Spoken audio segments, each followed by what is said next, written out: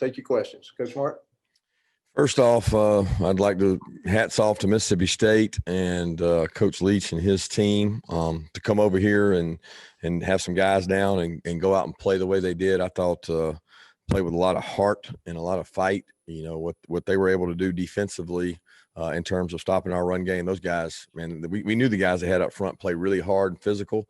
They do a tremendous job of making you one-dimensional, and give them a lot of credit for that. And then offensively, they had a quarterback that I thought played outstanding. He's gotten better and better and better. And you watch all the games, and you see him progress, and you see Costello in there, and then you see this young kid. And talking to Coach Leach even after the game, I thought that he played so much better than they had been playing, and gave us some fits. So hats off to them. I want to thank our crowd. I thought they impacted the game when we needed it most. Second half defensively, we were finally able to rise up and get some stops, and was really pleased with how the crowd impacted that. And then obviously offensively, we were so much more explosive tonight. And those are the things that we've got wideouts that can make plays. And when all those guys are healthy and really in there in tune, we got good pass protection. We couldn't run the ball very well, but when we got good pass protection, you know, we can be explosive. I've seen those kind of plays in practice and even other times when we've been able to be explosive. And I thought that was the difference in the game, was obviously our explosive plays versus theirs not explosive. All right, let's take the first two questions from Seth Emerson and then Chip Towers. Kirby, obviously we've asked you about JT all year. Seeing him out there today, was it a matter of this was the week where he was the healthiest to go, or watching him play, did you have any regrets about, frankly, not playing him earlier? No, I don't think so. I think the sample size we had on JT early, which we didn't have a large sample size on anybody, but we had he took predominantly more one reps, he and DeJuan, during fall camp. And, you know, his mobility and decision-making wasn't great in that fall camp period. During those 2-3 scrimmages, we gave him a lot of reps. And so we had to start, we had to go direction with somebody. We had to get somebody ready to play. And we felt like the mobility and being able to have a running quarterback, which helps your run game when you have a running quarterback, would help you. And things changed, obviously, in the Arkansas game. So then we moved on to Stetson, and thought Stetson did a really good job through probably halftime of Alabama. And from the Alabama game on, during the off week, is when we gave the most looks and the most reps to JT, and felt like Stetson was the best answer at the time. And he played, you know, the kid played pretty good against Florida without George Pickens until he took the shot. And when he took the shot on the arm on the 3rd and 8, he threw the touchdown. It kind of all went downhill from there. But I want to say this.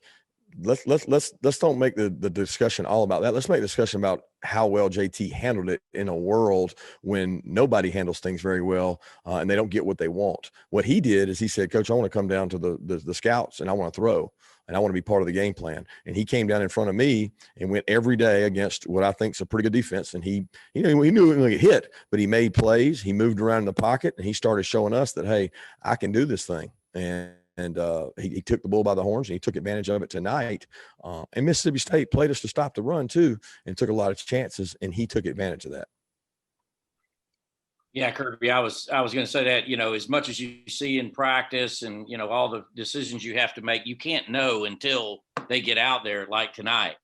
401 yards. I forget the completion. You got them in front in there, the completion percentage, bunch of explosive plays. Better than you even could have imagined that he performed in that situation? I thought we would be able to run the ball better, so I didn't think we'd have to throw it that much, you know, and I thought that we would, you know, I knew we would bend some on defense, but I didn't think we would give up those red area touchdowns. So I'm thinking that, you know, he's going to have to throw it in the game, but, you know, we needed to be able to run the ball. We got to be able to run the ball to help him, and we couldn't run it anywhere the way they were playing us. And he's 28 of 30, I think it's 28 of 38 maybe. I'm not sure if that's exactly right, but I know that, yeah, and the thing about the drops, you know, he had a couple drops where guys drop balls and affected that. But we've known he throws a nice deep ball. Now you saw that tonight. He puts air under it. He lets them run up under it. I mean, but he had the Kyrus drop for a touchdown, the George drop for a touchdown, which I think we made up for with a touchdown. But then we had Zamir. He threw one a little high over Zamir's head. But those are 3 completions, and I don't even know the rest of them. So I thought his accuracy was really good, and he even showed some quickness and some mobility in there when we missed some guys. That was probably the toughest part protection wise. We missed a couple guys that he could have either redirected the protection or done some things. But our backs tonight, look, they're as disappointed as anybody. We didn't run a lot, but if you go back and study the tape, Zamir White's blitz pickup and Kenny McIntosh blitz pickup is big time. They both picked up blitzes that allowed JT to stay upright and make those downfield throws. And I'm really proud of those guys for that, because when you're not getting the carries and you're not getting the yards, sometimes it's tough. Let's go to Anthony Dasher and then Mike Griffith. Hey, Coach, another JT question, if you don't mind. Obviously, he wasn't cleared for the Arkansas game, and the games that followed. How can you speak to kind of what degree his knee and mobility kind of improved from week to week until now to finally get this opportunity? Well, it definitely got better every week. And it really, when I noticed it was when he was down there with us, because he had a big knee brace on fall camp. We're investing reps in him, and, we're out there doing 8 plays of third down and blitzing everywhere, and he can't move, and it's tough to execute in that environment. And it was tough on him. And, there's plays that Stetson and Dwan made, like Stetson against Florida. He pulls the ball one time, I don't know, early in the game, he ran for like 10 yards. That's not going to be JT's game, but JT's a good enough athlete. When we talked to him coming out of high school, he said, I run a 4.69. Well, he's a good athlete, but he's coming off an ACL surgery, so we don't know how long it's going to take to get that. But when he's got a clean pocket, he's really at his best. And I thought Mississippi State, their plan was to pressure on third down because of that. They didn't want a clean pocket. They wanted that guy to have to move around, and we picked most of it up and allowed him to stand in there and make some throws. But he certainly got better. The toughest part was having to make a decision who you're going to go with when he's not cleared. And then when he is cleared, it's like, okay, this guy hasn't taken the reps for 2 weeks for the Arkansas game or the next game. And the best look he got was probably the off week before Kentucky was the time he started getting more and more reps. Just how different is it if you managing the game on the sideline? I mean, JT was pushing the ball downfield so much. I don't know if that was always his primary read, but to see a guy go for the jugular that often, what was your thought about that? We haven't seen that. I don't think we'd seen a 400-yard passer under you. This was the first time. Yeah, I don't think it wasn't JT. I mean, it's how they were playing us, right? So if you play everybody tight to the line of scrimmage and you play the run the way they played it, where's their risk at? Their risk reward is vertical. I mean, the way they played us, it was to stop every play and force him to make plays down the field. And that's what he does well. I mean, he gets the ball vertical. He gives guys a chance one-on-one. And to be honest, we had our complete wide receiver core, all out there. And it makes it tougher to defend you when you've got those weapons. And he was accurate. And the one thing we said we had to be at that position was accurate. Let's go to Mark Weiser and then Jake Rowe. Kirby, you mentioned kind of in your opening about how Mississippi State was undermanned, I guess, scholarship-wise. What did that mean in terms of the game plan, or did you think that given that factor that it would be more one-sided, or how do you view that? Yeah, I don't view it anyway, because when you chart how many people we play on road games, I mean, it's usually right around 50, 53, right? So they allow you to bring 70, but we're not ever playing 70. So the bottom 16, 17 on your roster, to be honest with you, I mean, an NFL team plays a 53-man roster, right? That's who they play in the game. That's all they have. So if it was hot and conditioning was a bigger factor, but a night game, great conditions, I don't look at it as a big factor. Well, look, we knew they were a good defensive football team, and they were without, one of their good receivers.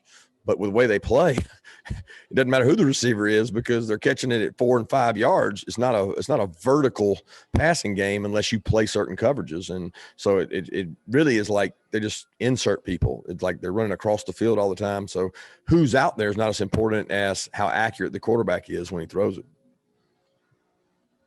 Kirby, wanted to ask you about the run game, and was that a product of how they were playing you, a product of not playing very well up front? It just seemed like you got whatever they were doing, you guys couldn't seem to throw them out of it. They kicked our butt. That's the bottom line. Hey, we pass pro'd better than they pass rushed, and they run stopped better than we ran. I'd reserve judgment until I watch it to see totally what it was, but it wasn't good enough. I mean, I know that, but look, guys, hey, they got a good defense, and I knew that coming into the game. That their defensive coordinator, he does a hell of a job, and they played their tail off. Look, I personally knew, Brule, the linebacker, Errol Thompson. I recruited him. I was like, those two guys are thumpers. What they're going to do well is attack you and be physical. They're really physical on our perimeter. Like most of the time you can't run it inside, you run it outside. Well, every time we try to run it outside, we either got a holding call or they called us for a illegal block, and we couldn't get on the edge and we couldn't get inside. So, they're a physical football team. They did a good job, but some of the stuff they played, it was hard to run the ball against. Okay, let's go to Dean Legge and then Paul Newberry. Kirby, two things. First of all, how tough is it to be patient with your defense when you're having to run up and tackle on those short balls? And then secondly, what was the explanation on the grounding call late in the game? Yeah, they said that he was out of the pocket. I think I don't know. I never got an explanation, to be honest with you, so I don't want to comment on any of that. But it's tough being patient because we told ourselves, and every team we talked to said the same thing. You got to be patient. You got to be patient. You got to be patient. You're counting on them a little bit to mess it up. And I told you all week, it's very similar to the Georgia, the triple option, because if you're in 3rd and 1 or 2, every third down, you're not going to win. You got to get them off schedule. Okay. What's off schedule? A batted ball, incompletion, a sack, a tackle for a loss. And the series we got 2nd 10, we probably won that series. But every series seemed like it was 2nd 3, 2nd 4, 2nd 5. And we didn't play anything different than anybody else that plays them. I mean, it's crazy. You go watch the tape. Every team that's played them plays the same stuff. And we probably got as good or better players than the teams that played them good. The difference, they didn't drop balls. They didn't fumble. They didn't throw an interception. Okay, they have a ton of interceptions. Will Rogers played really well and really accurate. And it forced us to be really patient, and our offense played really well and helped us out.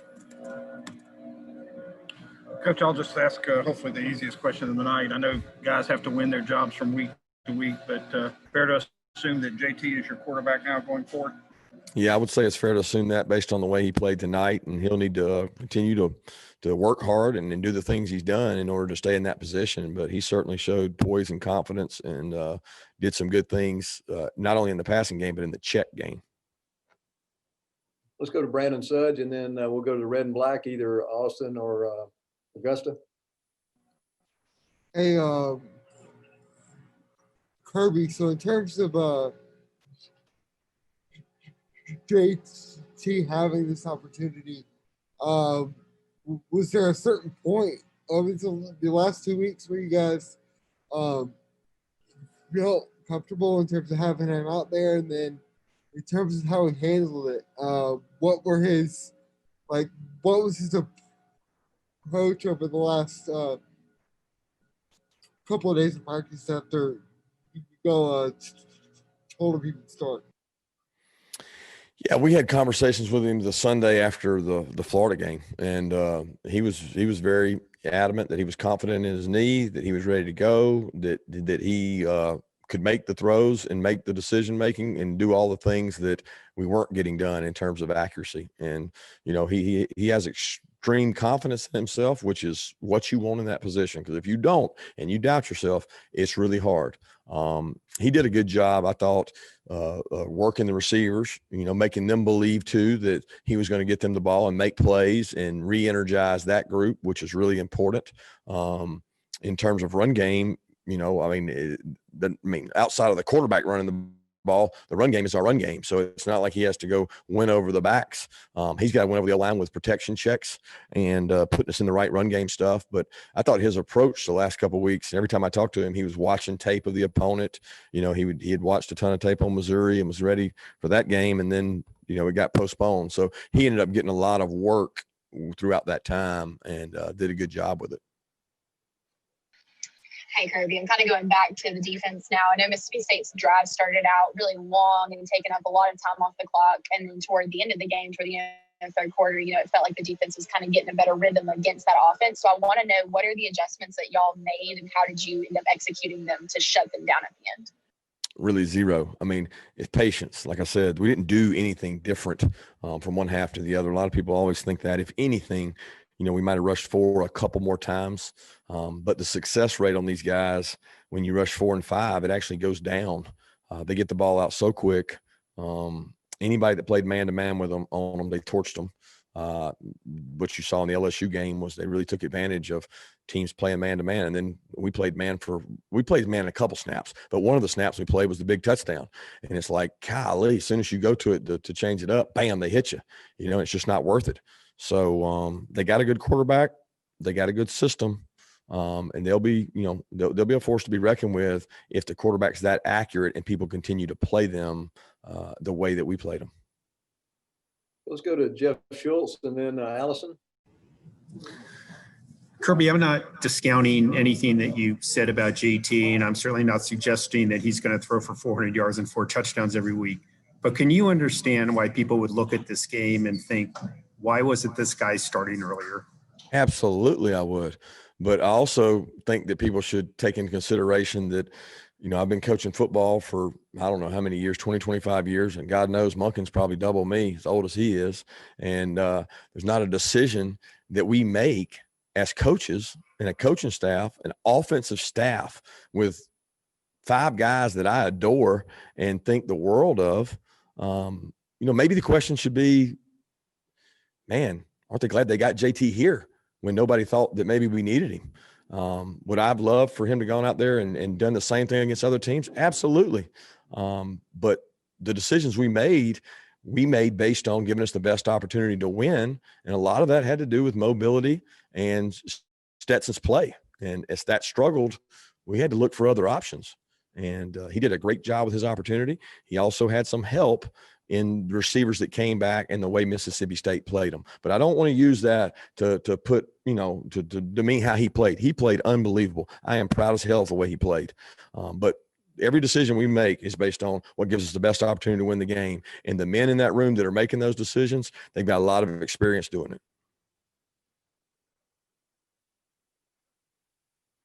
Allison, do you have a question?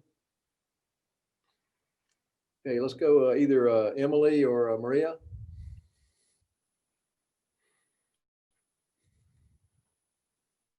Connor Riley.